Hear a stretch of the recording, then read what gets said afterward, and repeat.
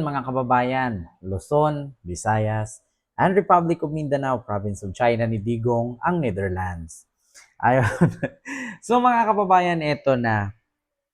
Actually, gusto kong reaksyonan ngayon mga kababayan, itong sinabi ni Attorney Larry Gadon na kung saan sabi nga niya kung mabait lang si Digong kay PBBM, edi sana ngayon hindi papayagan, hindi hahayaan ni Pangulong Bongbong Marcos na makipag-coordinate si BBM sa Interpol kasi actually hindi naman tayo miyembro ng ICC, so wala ng jurisdiction ng ICC. Ngunit ang problema lang, ang ICC ay transfer or pinasa sa Interpol ang warrant para hulihin si Digong.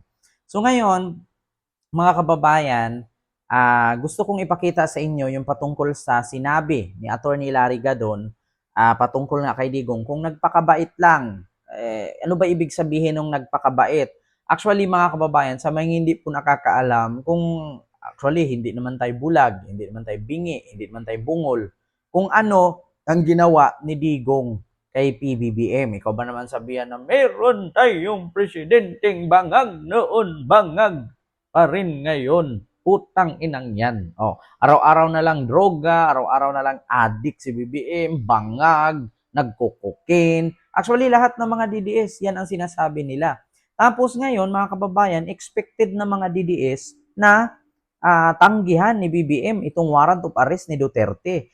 Kung kayo ba naman ang nasa sitwasyon ni Pangulong Bongbong Marcos, mga kababayan, gagawin nyo pa ba ang tanggihan, ang warrant of arrest? Pagkatapos na presidente ka sa Pilipinas, ginagalang ka sa buong mundo, ama ka ng bansa, leader ka ng bansa, tapos sasabihin kang adik, sasabihin kang bangak, babastusin ka. So ano yung nasa pakiramdam mo? Ano ang sasabihin mo? Anong maging reaksyon mo?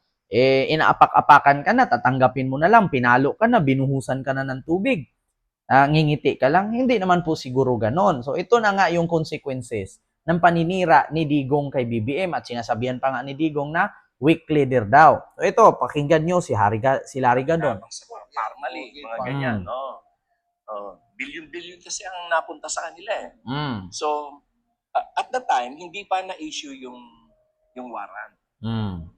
But on Friday evening, na lumabas yung warrant, nalaman na rin ni Jinping. Okay. And through the Interpol. So, Parang hindi pwede. parang you know why? Oh. Because China cannot also afford to displease Europe, the European Union. Because the biggest trading partner of China is Europe. That's true. And the biggest investors in China are European companies. If you will go to China, you will see that in all the cities of China, ang mga tumatakbong kotse doon, Volkswagen, Mercedes-Benz, yung Opel, Puro European. puro European. So when I was there, when I was touring several cities in China, I asked my one of my hosts, why are you buying European cars? Alam mo, sagot nila sa akin, sagot nila, we are loyal to European companies because they were the first companies who invested in China. They gave us jobs. They uplifted our economy. ICC at saka yung So malalim talaga. Malalim yan. Na hindi. So again, kaya sinasabi mo bobo sila. Hindi nila alam yan eh. Hindi nila nakikita. Okay, let's talk about something DNA. Meron kami ditong di nyo alam. Okay? If there are three things, Rico, na you want our viewers to know about you, what are the three things na hindi nila alam kay Larry Gadon? One, I sing professionally, just like you. Oh, yeah. Ako, if you were to sing now, what will you sing? Nang may kapal. Ayun. Sige, tuloy. Bawat pagkakataon, ang ibigin ay ikaw. First sila sa lahat. Maglilingkod ako sa bayan, pero yung mga anak ko, pinapabayaan ko. That's true. That's true. That's hypocrisy. That's true. Hindi mo nga maalagaan yung anak mo, gusto mo pang alagaan yung bayan. Ano ka kasi, raulo ka. Diba?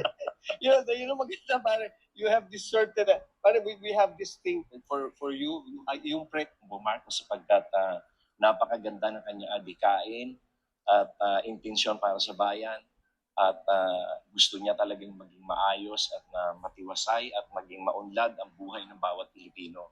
Kaya samahan niyo po kami at basbasan niyo ang aming ginagawa sa gobyerno. Maraming salamat. All right. There you go. Secretary Larry Armagatton. Ito nga.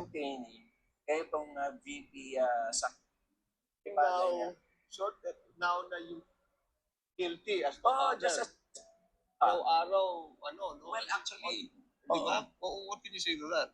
well actually Rodrigo Duterte could have been saved from being arrested by the ICC kung naging mabuti lang siya kay BBM. Tama. Kasi ang pwede naman gawin ng administrasyon noon, this was my suggestion kasuhan natin ng ibang kaso, ng murder din, na premeditated murder, etc. etc. Yung wala ring bail. For him to be tried here. Yes, in the for him to be Philippines. tried there. So that when we acquire jurisdiction over his person, then he cannot be brought out. Yes. Kasi sasabihin natin, meron siya Tama na mo, pananagutan there's dito an existing ano. Hindi, ikulong natin sa veterans doon sa presidential suite. Kung umaga, mag-golf siya doon, mag-swimming siya doon, o pasyal-pasyal siya doon. O kaya, magpaalam siya, magpapacheck up, dadalhin sa St. Luke's, tapos mamasyal sa mall. Or kaya, pwede naman na ma-house arrest siya sa Davao, doon sa kanyang farm. Or pwede niyang hiramin yung farm ni Erap. No, napakaganda doon sa O Talay. yung wheelchair daw. Kasi merong presidential wheelchair daw. Oo, yun. Sino din yata galing yung joke na yan? This Di actually, ba? Mga kababayan, narinig nyo, sabi ni Larry Gadon, kung nagpakabait lang si Digong kay PBBM, yun yung gagawin. Para hindi, halimbawa, kung sakasakali, papasok dito ang Interpol, nakipagkaugnayan ng ICC sa Interpol at dadamputin na si Digong, dadalhin sa Netherlands. Hindi madamput-damput si Digong kasi halimbawa kinasuhan na nga siya, nakulong na siya. Nakulong siya sa Pilipinas, naka-house arrest siya or di kaya yung sabi nga mamasyal siya kung saan-saan. House arrest, ganyan-ganyan. Ang problema lang kasi matapang, no? Matigas si Digong. Di ba? Pinanindigan yung kayabangan. Kung naging mabuti lang si Digong kay PBBM, di sana hindi mapunta sa ganyan. Hindi mapunta sa, madalhin siya sa ICC. Di ba? Tapos pag dinala siya sa ICC, di ngayon, mamamatay siya doon. Bakit? Sinong tutulong sa kanya doon? Sinong mag-assist sa kanya? Buhay niya siya, sarili niya doon. Tain niya, hugas niya, ihi niya, bangon niya. Paano kung bigla siyang atakihin habang tulog? Pagpunta ng warden, tigas na siya. Hindi siya abutan ng taon doon. Kaya sabi nga ni Larry Gadon, kung nagpakabait lang sana siya kay PBBM, hindi siya mapunta sa ICC. Kung sakali man na pakinggan ni PBBM ang panawagan nila Trillanes at ni Dilema, di ikulong siya sa Pilipinas pa rin. Di ba? Hindi siya mapunta sa malayo. At least, pwede siyang mag-house arrest. Parang aruyo-aruyo lang ang dating. Yun po yung reaksyon ni Attorney Larry Gadon, mga kababayan. So, yun naman po. Hindi ko na masyadong habaan. Maraming salamat and see you next vlog. God first. Thank you.